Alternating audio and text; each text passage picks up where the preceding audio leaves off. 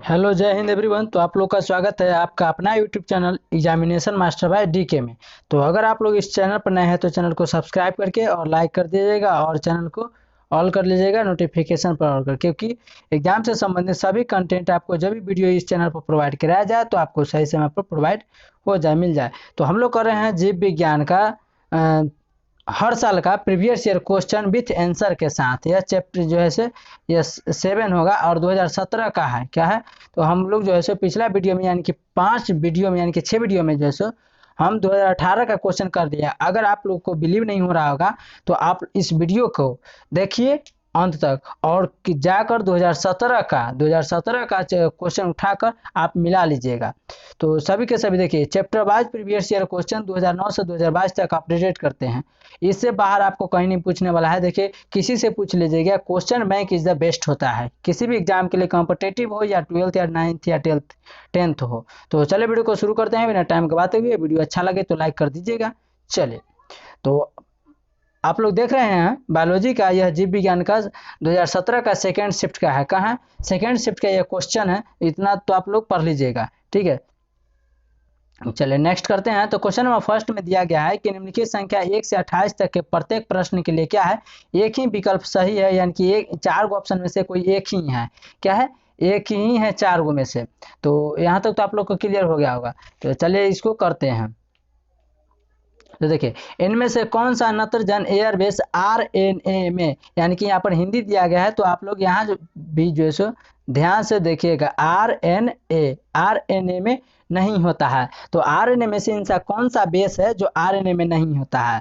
Thymine. Thymine को T से denote करते हैं, और यूरेसिल को यू से, और एडिनिन को ए से, और साइटोसिन को क्या कैसे, तो सी से डोनेट करते हैं। तो इनमें से कहा जाता है कि आरएनए में नहीं पाया जाता है। आरएनए में इनमें से नहीं पाया जाता। तो डीएनए में जो है, डीएनए में एटीजीसी पाया जाता है। क्या पाया जाता है? तो एटीजीसी पाया जाता है। तो इसमें से देखिए कि आरएनए में इनमें से जब डीएनए में पाया जाता है तो अगर डीएनए की बात किया जाए तो इसमें जो डबल बॉन्ड होता है। बॉन्ड का कहने का मतलब होता है, इसका मतलब होता है बंधन। क्या होता है? बंधन होता है। राइटिंग थोड़ा सा खराब हो रहा होगा क्योंकि मोबाइल पर उतना अच्छा नहीं आता है। आगे आप लोग का सहयोग रहेगा तो अच्छा से भी इसमें प्रोग्रेस कराया जाएगा। नेक्स्ट है जीसी, एटीजीसी, यानी कि इसमें ट्रिपल बॉन्ड होता है। इसमें ट्रिपल बंधन होता है। तो ए से होता है एडिनिन, टी से होता है थायमिन, जी से होता है गुआनिन, सी से होता है साइटोसिन।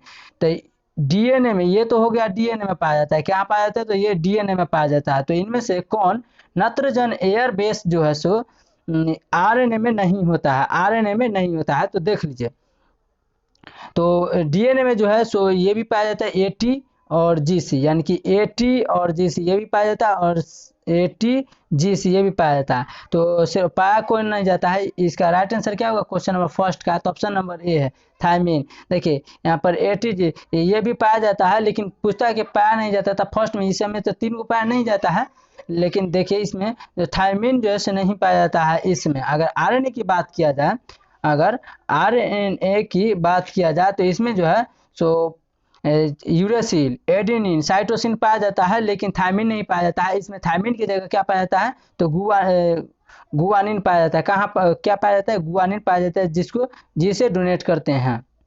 चलिए नेक्स्ट करते हैं। क्वेश्चन नंबर 2 है कि इनमें कौन सा फल कूट फल है? इनमें से कौन सा फल जो है सो कूट फल है? तो ऑप्शन ए में दिया गया है मैंगो यानी आम, ऑप्शन बी में है नींबू, ऑप्शन सी में है धान, और ऑप्शन डी में है सेब। तो इनमें से राइट आंसर क्या होगा क्वेश्चन नंबर 2 का? तो ऑप्शन नंबर जो है सो डी इज द करेक्ट है, सेब। क्या है? सेब। तो इनमें से कौन सा फल कूट फल नहीं है? तो सॉरी कूट फल है, तो ये सेब है। क्या है? सेब है। बाकी के बाकी जो है सो कूट फल नहीं है। तो option D is the correct answer हो जाएगा। चलिए नेक्स्ट करते हैं। नेक्स्ट है कि ऑपेरन मॉडल क्या प्रदर्शित करता है? ऑपेरन मॉडल किसने किया था? तो ग्रेगर जॉन मेंडल ने दिया था। तो ये क्या प्रदर्शित करता है? तो ऑपेरन मॉडल जो है तो क्या प्रदर्शित करता है? तो जीन का रेगुलेशन करता है। क्या करता है? तो जीन का रेगुलेशन प्रदर्शित करता है। तो यहाँ तक तो क्लियर हो गया, option number C is the correct है। ऑपरेंट मॉडल, आप लोग क्वेश्चन को ध्यानपूर्वक समझिएगा, कहीं भी हो, एग्जाम में हो चाहे कहीं भी, आप लोग अगर क्वेश्चन को समझ लेते हैं तो 110% उसका आंसर आप लिख देंगे, क्योंकि क्वेश्चन में लिखा रहता है विद्यार्थी यथासंभव उत्तर अपना शब्दों में दे। तो इसका राइट आंसर होगा क्या, जीन का रेगुलेशन। तो जीन कहाँ होता है, तो डीएनए के अंदर पाया जाता है। कहाँ पाया जाता है, तो डीएनए के अंदर पाया जाता है जीन।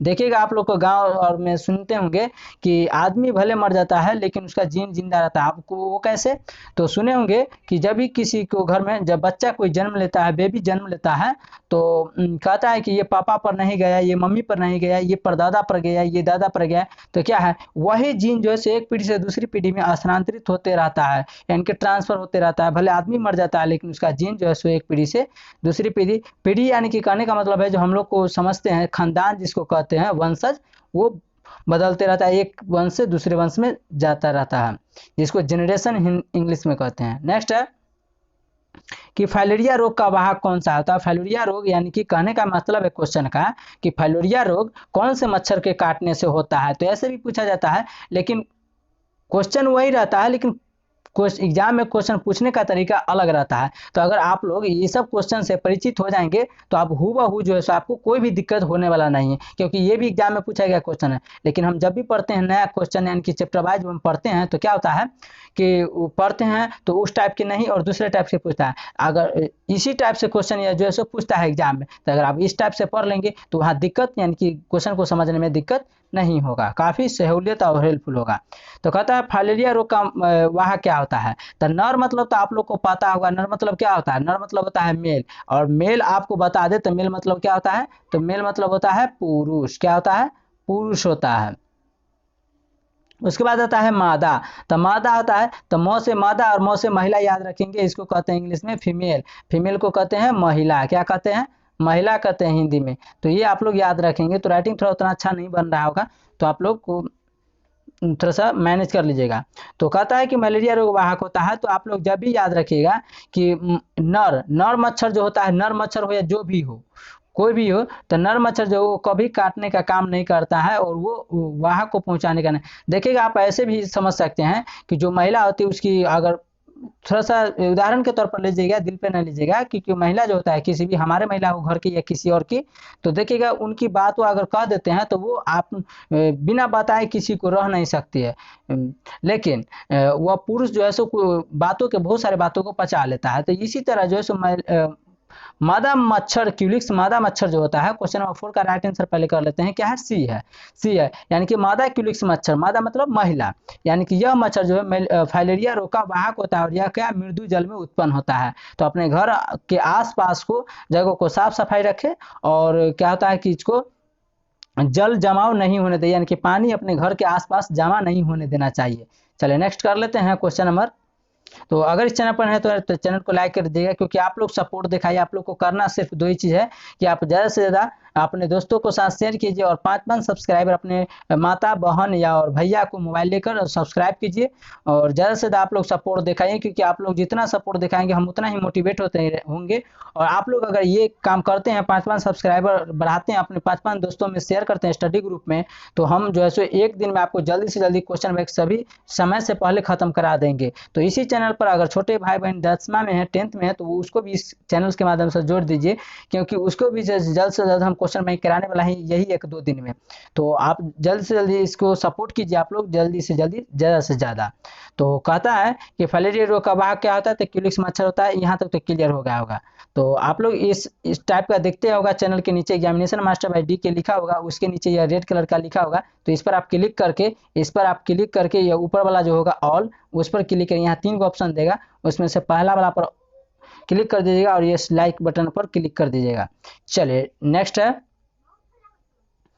है कि इनमें से कौन द्विगुणित संरचना है। द्विगुणित संरचना इनमें से कौन है। तो क्वेश्चन नंबर 5 का जो राइट आंसर है ऑप्शन नंबर सी है, इग्मनज। इग्मनज जिसको गैमेट कहते हैं, क्या कहते हैं, गैमेट कहते हैं। तो इनमें से जो है सो द्विगुणित संरचना कौन है, तो युग्मनज है। अंडाणु जिसको ओवम कहते हैं, ये भी नहीं है। भ्रूणपोष यानी कि यह भी महिला का पार्ट है। तो option number C is the correct answer हो जाएगा।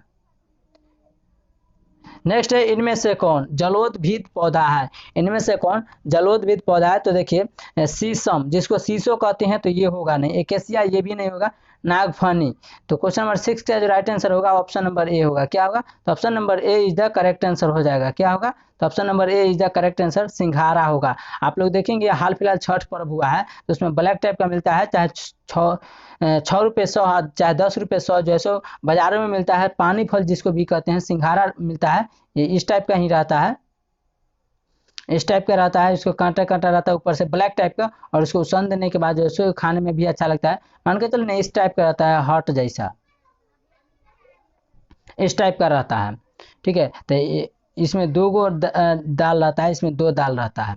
तो इसका राइट आंसर होगा नागफनी में से जलोद्भिद, यानी कि यह जो है सो जल में उगता है। तो option number A is the correct answer हो जाएगा।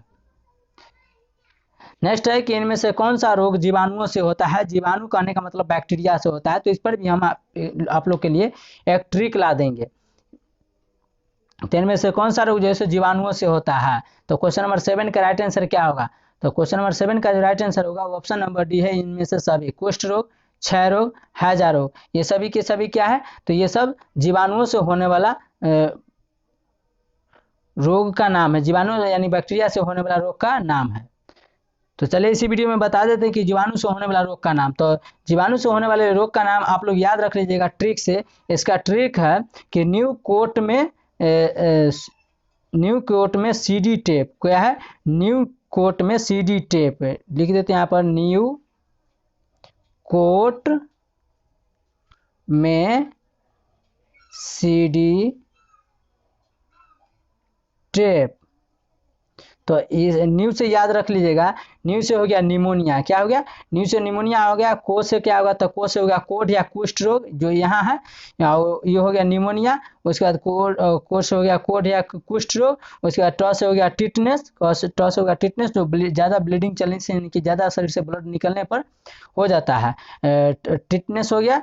और उसके बाद होता है आगे है में, यानी कि में से मेनिंजाइटिस होता है, में से मेनिंजाइटिस होता है। उसके बाद सी से जो होता है वो सिफिलिस होता है, सी से सिफिलिस होता है। और उसके बाद डी से जो होता है वो डिप्थीरिया होता है। उसके बाद होता है सी डी टेप, तो टी को जो साइलेंट कर दीजिए, और प से हो जाता है प्लेग। तो ये आप लोग याद रखिएगा, न्यू से निमोनिया, क से कोढ़ या कुष्ठ, ट से टिटनेस, में से मेनिंजाइटिस, सी से हो गया सिफिलिस, सी से क्या हो गया, सिफिलिस हो गया। और डी से हो गया क्या, डिप्थीरिया। और टी साइलेंट है, और पी से प्लेग हो जाता है। तो ये आप लोग याद रखिएगा। और इसमें से जो है सो क्षय रोग उसी को, कुष्ठ रोग उसी को कहते हैं, और हैजा, ये सभी के सभी जो है सो क्या है,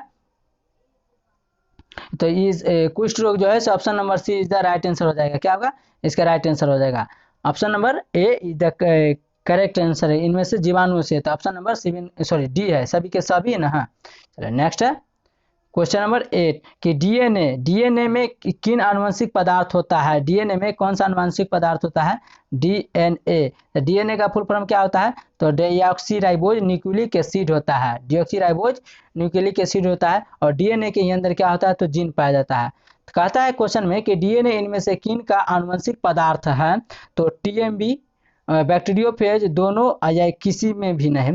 तो क्वेश्चन नंबर 8 का जो राइट आंसर होगा वो option number B is the correct, bacteriophage होता है। क्या होता है, बैक्टीरियोफेज होता है डीएनए में। और आरएनए का फुल फॉर्म होता है राइबोज न्यूक्लिक एसिड। चलिए नेक्स्ट है कि शरीर से बाहर होने वाले निषेचन को क्या कहते हैं, इन विट्रो कहते हैं, या इन विवो कहते हैं, या दोनों कहते हैं, इनमें से कोई नहीं। तो शरीर से बाहर होने वाले निषेचन यानी कि फर्टिलाइजेशन की क्रिया को क्या कहते हैं। तो शरीर से बाहर होने वाले निषेचन को जो है सो क्या कहते हैं, इन विट्रो कहते हैं। क्या कहते हैं, तो इन विट्रो कहते हैं, इन विट्रो कहते हैं। तो option number A is the correct answer हो जाएगा। नेक्स्ट है ऑकोजीन किसके लिए उत्तरदायी है, ऑकोजीन किसके लिए उत्तरदायी है, कैंसर के लिए, एड्स के लिए, क्षय रोग के लिए, या पोलियो के लिए। तो इसका राइट आंसर क्या होगा क्वेश्चन नंबर 10 का। क्वेश्चन नंबर 10 का जो राइट आंसर है ऑप्शन नंबर है कैंसर के लिए। कैंसर के लिए जो है सो ऑकोजीन उत्तरदायी होता है। तो क्वेश्चन कैंसर को इलाज के लिए किसका प्रयोग किया जाता है, तो कोबाल्ट CO, जिसका संकेत होता है CO, कोबाल्ट 60 का जो है सो उपयोग किया जाता है, कोबाल्ट 60 का प्रयोग किया जाता है इसके इलाज के लिए। चलिए नेक्स्ट है नेक्स्ट है कि एक्रोजोम इनमें से किसका संभाग है, एक्रोजोम इनमें से किसका संभाग है। तो क्वेश्चन नंबर 11 का राइट आंसर होगा ऑप्शन नंबर ए, मानव शुक्राणु के सिर का। मानव शुक्राणु के सिर का कहने का मतलब है इस टाइप का रहता है, इस टाइप का रहता है। आप लोग शुक्राणु का देखिएगा, इस टाइप का रहता है शुक्राणु का, इस टाइप का निकला हुआ रहता है। तो आगे वाला जो भाग होता है सिर वाला, यही कहलाता है मानव शुक्राणु के सिर का जो है सो एक्रोजोम संभाग है। एक्रोजोम यानी कि इसका किसका भाग है, क्वेश्चन पूछता है कि एक्रोजोम किसका भाग है। तो मानव के शुक्राणु यानी कि मेल में जो स्पर्म पाया जाता है, स्पर्म में जो आप लोग देखेगा जो अंडा से जो सो संपर्क करने जाता है निषेचन के लिए, तो ये आगे वाला भाग जो है जिसको लोली भी बोलते हैं, यही कहलाता है मानव शुक्राणु के सिर का भाग, एक्रोजोम कहलाता है। चलिए नेक्स्ट करते हैं। नेक्स्ट है कि जनसंख्या के अधिकांश क्या परिणाम होगा, यानी कि क्वेश्चन कहने का मतलब है कि जनसंख्या अधिक हो जाएगा तो क्या चीज में कमी होगा, क्या क्या चीज में कमी होगा। आय, आय मतलब उसके आय मतलब होता है जैसे कि एक साल में जो जितना व्यक्ति कमाता है वही उस व्यक्ति के लिए आय हो गया। तो आय में कमी यानी कि उसके पैसा में कमी होगा, आमदनी में कमी हो जाएगा, ज्यादा जनसंख्या रहेगी तो वास्तविकता है उसमें जनसंख्या में ज्यादा बढ़ोतरी होगा तो उसमें सभी चीज में कमी होगा, क्योंकि पैसा भी तो ज्यादा होना चाहिए लेकिन पैसा तो सीमित रहता है उसका मंथली या सालाना, लेकिन जनसंख्या ज़्यादा बढ़ जाएगा तो उसका खपत भी बढ़ जाएगा, बहुत सारे कीना के सामान आएगा तो उससे जो है पैसा की कमी आएगा या आय की।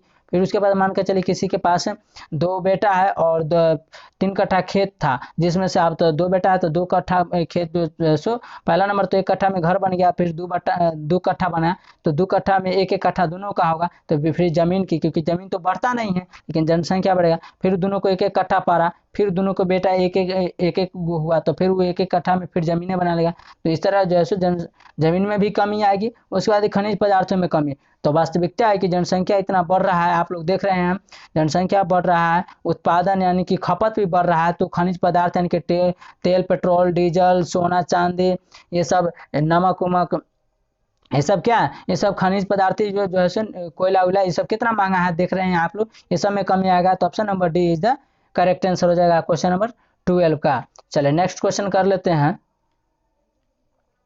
नेक्स्ट है कि सर्टोली कोशिकाएं किस में पाई जाती है, सर्टोली कोशिकाएं किस में पाई जाती है। तो विरसन में पाया जाता है। सर्टोली कोशिकाएं किस में पाई जाती है, तो विरसन में पाया जाती है। और विरसन किस क्या पार्ट है, तो यह जो है सो मेल का पार्ट है, यानी कि पुरुष का जो है सो प्राइवेट पार्ट होता है, पुरुष का प्राइवेट पार्ट होता है वृषण।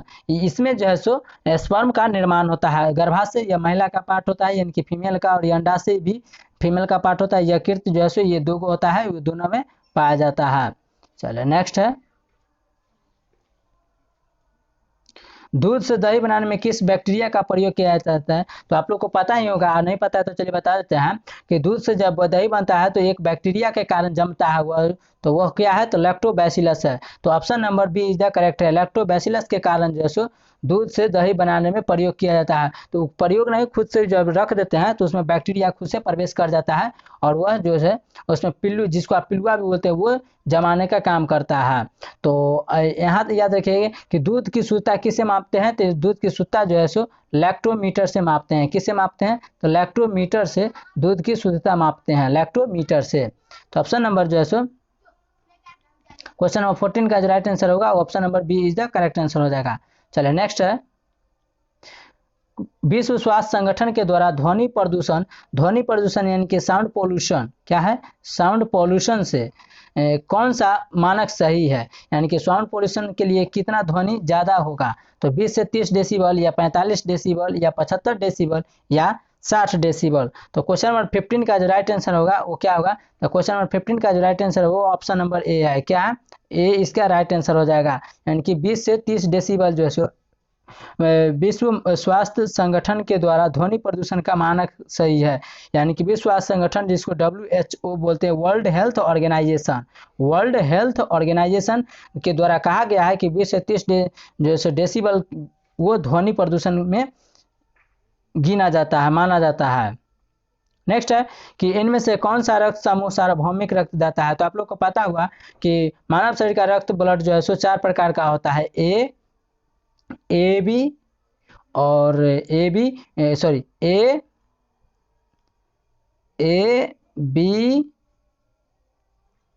ए बी और ओ, ये 4 प्रकार के जो है सो रक्त ब्लड होता है।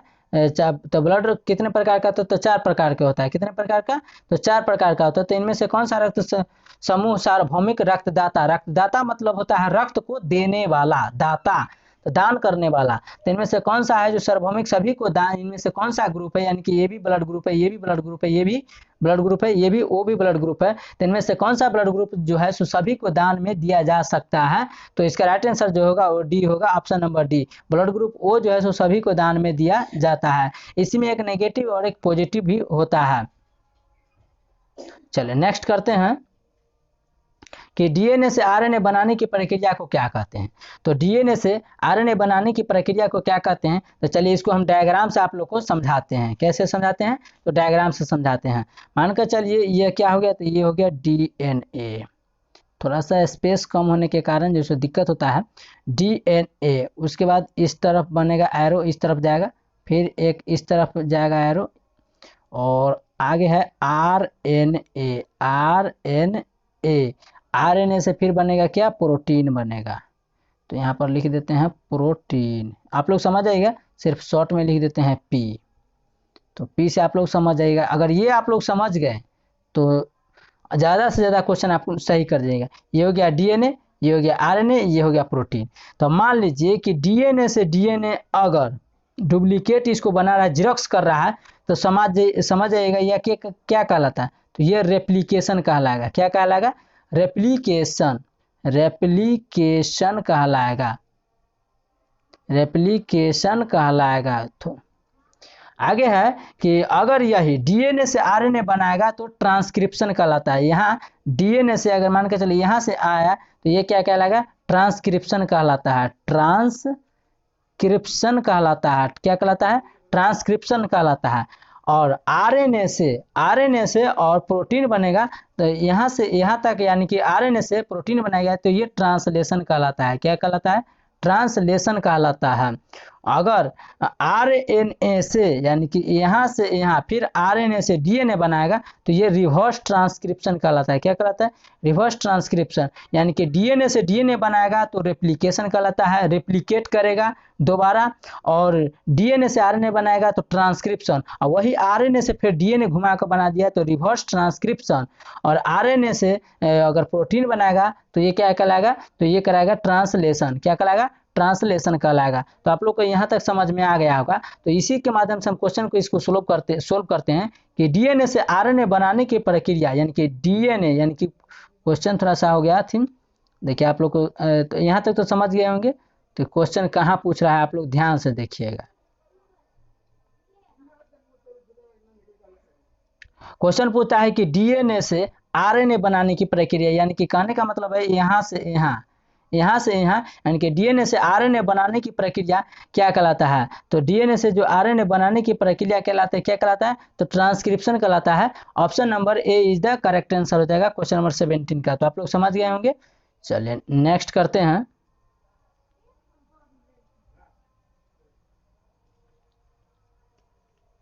तो कहता है इनमें से कौन उभयलिंगी नहीं है? इनमें से कौन उभयलिंगी नहीं है? इनमें से कौन उभयलिंगी नहीं है?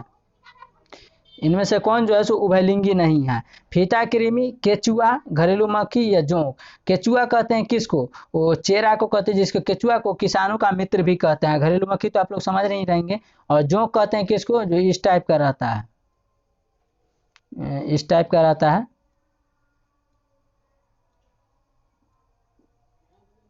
इस टाइप का रहता है।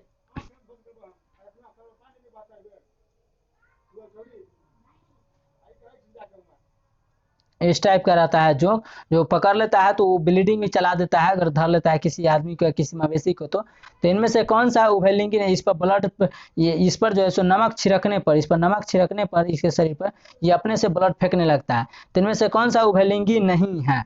तो उभयलिंगी तो ये क्या जोंक है इसका उदाहरण। तो इसका क्वेश्चन का राइट आंसर क्या होगा? तो क्वेश्चन नंबर 18 का जो राइट आंसर होगा वो option number C is the correct है, घरेलू मक्खी। घरेलू मक्खी इज द करेक्ट आंसर हो जाएगा। क्या होगा? तो घरेलू मक्खी इज द करेक्ट आंसर हो जाएगा। इनमें से कौन उभयलिंगी नहीं है? तो ऑप्शन नंबर सी। चले नेक्स्ट करते हैं क्वेश्चन नंबर 19 है कि रेड डाटा बुक में क्या सम्मिलित किया जाता है, यानी कि रेड डाटा बुक में क्या सम्मिलित किया जाता है। विलुप्त हो रहे हैं पौधों की सूची, ये नहीं होगा। दुर्लभ पौधों की सूची, ये भी नहीं होगा। आपत्तिग्रस्त प्राणियों की सूची, ये भी नहीं होगा। तो क्वेश्चन नंबर 19 का जो राइट आंसर होगा वो ऑप्शन नंबर डी है। क्या होगा, क्योंकि एक भी को सही नहीं कर सकते, क्योंकि विलुप्त हो रहा है पौधों की सूची इसमें भी, यानी कि ऐसे भी समझिए कि जो दुनिया से विलुप्त हो रहा है वो कम दिखाई दे रहा है, उसका भी रेड डाटा में एंट्री किया जाता है, उसका लिखा जाता है कि, क्योंकि आगे चलकर भविष्य में पढ़ा जाए कि ये सब चीज भी धरती पर था। तो ये विलुप्त हो रहा है पौधे की सूची भी होगा, दुर्लभ पौधे के, क्योंकि एक को हम टिक नहीं कर सकते थे। तो लेकिन ऑप्शन डी में देखिए कि सभी दिया गया है, तो अभी सभी के सभी, यानी कि आपत्तिग्रस्त, यानी कि ग्रस्त है वो दुर्लभ पौधों की सूची और विलुप्त हो रहे पौधों की सूची, तो सभी के सभी इसका राइट आंसर जो होगा option number D is the correct answer हो जाएगा। नेक्स्ट करते हैं क्वेश्चन नंबर 20। क्वेश्चन नंबर 20 है कि विश्व पर्यावरण दिवस कब मनाया जाता है। तो विश्व पर्यावरण दिवस जो है सो कब मनाया जाता है, तो ये मनाया जाता है 5 जून को। ऑप्शन नंबर देखिए काफी आसान है, 5 जून को विश्व पर्यावरण दिवस मनाया जाता है। कब मनाया जाता है, 5 जून को। तो कैसे याद रखें, मान के चलिए घर में कि 5 परिवार है, कितने परिवार है, 5 परिवार है, यानी कि जब भी आप चाहे एक हाथ में कितने उंगली है, तो 5 उंगली है, तो आप लोग 5 को पेड़ लगाइए, कितने हैं, तो 5 जून, यानी कि 5 जून को जोड़ जोड़ कर लगाइए।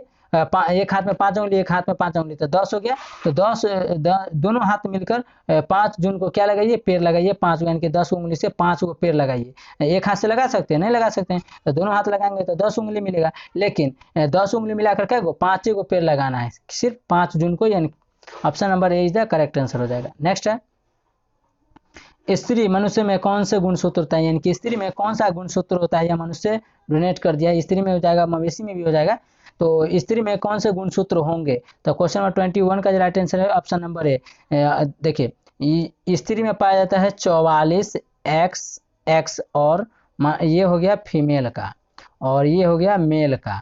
तो ये में पाया गया 44 और 2 गो ऑटोसोम पाया जाता है इसमें, यहाँ पर तो छोड़ दिए 46 को होना होगा ना, तो इसमें पाया जाएगा 2 गो ऑटोसोम। फिर इसी तरह पाएगा 44 गो फीमेल मेल में XY और प्लस 2 गो ऑटोसोम, तो ये कुल होगा कितना 46, ये भी कुल कितना होगा 46 होगा। अगर महिला में से X, क्योंकि महिला के पास तो दोनों X है, तो महिला में से सिर्फ एक X आएगा और पुरुष में से एक Y आएगा, तो ये संतान जो होगा वो बेटा होगा। कैसा होगा, तो ये बेटा उत्पन्न होगा।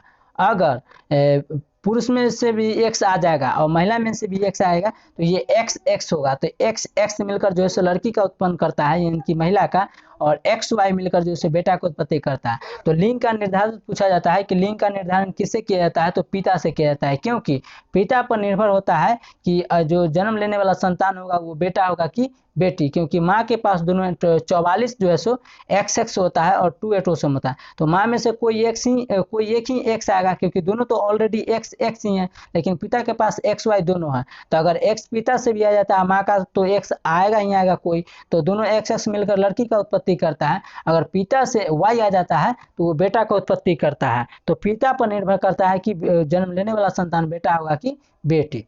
चले नेक्स्ट है, तो इसका राइट आंसर जो होगा option number A is the correct answer है। नेक्स्ट है क्वेश्चन नंबर 22 कि एंट अमीबा इनमें से क्या है, एंट अमीबा इनमें से क्या है। तो क्वेश्चन नंबर 22 का जो राइट आंसर होगा ऑप्शन नंबर सी है, प्रोटोजोआ। क्या है, तो एंट अमीबा इनमें से प्रोटोजोआ है, तो ये याद रख लीजिएगा। नेक्स्ट है, और एग्जाम से संबंधित है किसी भी तरह का डाउट पूछने के लिए, मान कर चलिए आप पर्सनली डाउट पूछना चाहते हैं किसी भी तरह का, तो इंस्टाग्राम पर इसी नाम से एग्जामिनेशन मास्टर बाय डीके कहीं भी सर्च कीजिए, तो आप वहां से हम जुड़ सकते हैं। अगर आप जैसे 10th के बाद कंपटीशन की तैयारी करना चाहते हैं, तो अध्ययन सागर बाय डीके यूट्यूब चैनल है, उसी को ज्वाइन कर लीजिए, सब्सक्राइब कर लीजिए, क्योंकि उस पर रीजनिंग मैथ, यानी कि हमारे द्वारा ही जो है उस पर रीजनिंग मैथ जो है सो कंप्लीट किया जाए। वो भी रीजनिंग जो आप पढ़ेंगे वो कहीं नहीं पढ़े होंगे, सिर्फ मुंह से बना लेंगे, क्वेश्चन देखते जो है सो आप आंसर मार्क टिक कर देंगे बिना कलम चलाए हुए। तो बिलीव नहीं होगा, आप लोग पढ़ के देखिएगा, अभी जो है उस पर नहीं लगे हुए हैं, नहीं तैयार वीडियो अपलोड करते हैं। तो पारिस्थितिक ऊर्जा तंत्र का प्रवाह आहार श्रृंखला गर्त होता है। पारिस्थितिक तंत्र ऊर्जा का प्रवाह आहार श्रृंखला गर्त क्या होता है, तो क्वेश्चन नंबर 23 का जो राइट आंसर होगा ऑप्शन नंबर है एक दिशीय। क्या होता है, एक दिशीय, इसका राइट आंसर हो जाएगा। नेक्स्ट है कि गेंडा अभ्यारण्य किस राज्य में है, तो असम में। असम की राजधानी कहाँ है, तो दिसपुर है। कहाँ है, असम की राजधानी जो है सो दिसपुर है, तो ये भी याद रखिएगा। तो गेंडा अभयारण्य किस राज्य में है? तो असम में है। बंगाल यानी कि पश्चिम बंगाल की राजधानी कहाँ है? तो कोलकाता है। कहाँ है? कोलकाता है। कोलकाता भारत की राजधानी था, तो 1911 में घोषणा किया कि कोलकाता से भारत की राजधानी दिल्ली किया जाए। तो कब? 1912 में किया गया कोलकाता से राजधानी दिल्ली। आगे उत्तर प्रदेश की राजधानी जो है लखनऊ है, बिहार की राजधानी तो आप लोग जानते ही हैं पटना है। चलिए नेक्स्ट है कि एक संकर को जेनेटिक अनुपात क्या है? एक संकर का जेनेटिक अनुपात क्या है? तो 1:2:1 है। एक संकर का जेनेटिक अनुपात क्या है? तो इसका राइट आंसर जो होगा क्वेश्चन नंबर 25 का ऑप्शन नंबर ए 1:2:1 है, यानी कि 1:2:1 है। चलिए नेक्स्ट है कि अर्जित गुणों के वंशागति का सिद्धांत किनके द्वारा दिया गया था? अर्जित गुणों के वंशागति का सिद्धांत किसके द्वारा दिया गया था? तो क्वेश्चन नंबर 26 का जो राइट आंसर होगा ऑप्शन नंबर बी है, लैमार्क के द्वारा। लैमार्क के द्वारा अर्जित गुणों की वंशागति यानी कि वंश की गति का सिद्धांत, गुण यानी कि उसमें जैसे गुणों का अदला बदली किसके द्वारा होता है? तो गुणों के द्वारा अर्जित होता है। गुणों के द्वारा से एक पीढ़ी में दूसरी पीढ़ी का लक्षण चला जाता है। तो ये किसने दिया था इसका सिद्धांत? तो ये लैमार्क ने दिया था। Option number B is the correct answer है। नेक्स्ट है कि भ्रूणपोष का क्या काम है? तो भ्रूणपोष का जो काम है, भ्रूण में पल रहे बच्चा यानी कि गर्भ में पल रहे माँ के गर्भ में पल रहे बच्चा को भ्रूण का बनना, भ्रूण का पोषण देना। वो अपने माँ जो है सो अपने नाभि नाल के माध्यम से, बच्चा का जो नाभि होता है ढोंड़ी, उसका जो नली होता है वो माँ के गर्भनाल से जुड़ा रहता है और उसी के माध्यम उसका भोजन जाता है। उसके बाद लिंग का निर्धारण करना, ये सभी। तो क्वेश्चन नंबर 27 का जो राइट आंसर होगा वो ऑप्शन नंबर सिर्फ भ्रूण का पोषण देना होता है। क्या है? तो भ्रूण का क्या काम है? तो भ्रूण का पोषण है जो उसको नाभि नाल के यानी कि बच्चा जो पल रहा है उसको नाभि नाल के माध्यम से उसको भ्रूण का पोषण देना। लिंग का निर्धारण तो बता दिए किससे होता है? तो लिंग का निर्धारण जो होता है वो पिता से होता है। भ्रूण का बढ़ना तो खुद जो है सो खुद अपने तैयार होगा। तो option number B is the correct answer हो जाएगा। चलिए नेक्स्ट है क्वेश्चन नंबर 28। क्वेश्चन नंबर 28 बाघ उपभोक्ता है। तो बाघ उपभोक्ता कहने का मतलब है बाघ कौन से श्रेणी में आता है? प्रथम श्रेणी में घास फूस आ जाता है जो खुद अपने आश्रित रहता है। उसके बाद उसको खाने वाला दूसरा श्रेणी, फिर उसको खाने वाला तीसरा श्रेणी आ जाएगा। मानकर चलिए ये घास है। क्या है? ये घास है पृथ्वी पर, इसको कोई जानवर खा रहा है। क्या है? इसको कोई जानवर खा रहा है। मान के चलिए ये कोई जानवर है, इसको कोई जानवर खा रहा है, तो ये प्रथम श्रेणी, ये द्वितीय श्रेणी, फिर इसी को कोई खाएगा तो ये तृतीय श्रेणी का आ जाएगा। तो बाघ आप समझ सकते हैं घास तो खाता नहीं, लेकिन बाघ इसको खाता है, तो बाघ कैसा श्रेणी आ जाएगा? तो क्वेश्चन नंबर 28 का जो राइट आंसर है वो द्वितीय श्रेणी का आ जाएगा। किसका? द्वितीय श्रेणी का आ जाएगा, क्योंकि ये जो है प्रथम श्रेणी का है। तो ये प्रथम श्रेणी का और प्रथम श्रेणी को खाता है, तो ये द्वितीय श्रेणी का आ जाएगा। Option number B is the correct answer हो जाएगा। चलिए नेक्स्ट करते हैं। तो आज के लिए इतना ही। आप लोग क्वेश्चन जैसे 2017 का सेकेंड शिफ्ट का उठाकर देख लीजिएगा। 2800 क्वेश्चन पूछा जाता था उस समय। तो इतना ही था, बिलीव नहीं हुआ तो मिला लीजिएगा, क्योंकि आप ज़्यादा से ज़्यादा आप लोग याद रखिएगा 5 ग्रुप में 5 सब्सक्राइबर सभी को बढ़ाना है। और वीडियो अच्छा लगे तो लाइक कर दीजिएगा और बताइएगा, कमेंट सेक्शन में जरूर बताइएगा कि वीडियो आप लोगों को कैसा लगा, इसमें क्या सुधार हो सकता है वो भी हम कर देंगे, क्योंकि आपको एग्जाम से संबंधित किसी भी सब्जेक्टिव ऑब्जेक्टिव क्वेश्चन छूटना नहीं चाहिए। तो चलिए वीडियो के आज इतना ही तक खत्म करते हैं। मिलते हैं नेक्स्ट वीडियो में सब्जेक्टिव क्वेश्चन के साथ। Thank you. जय हिंद।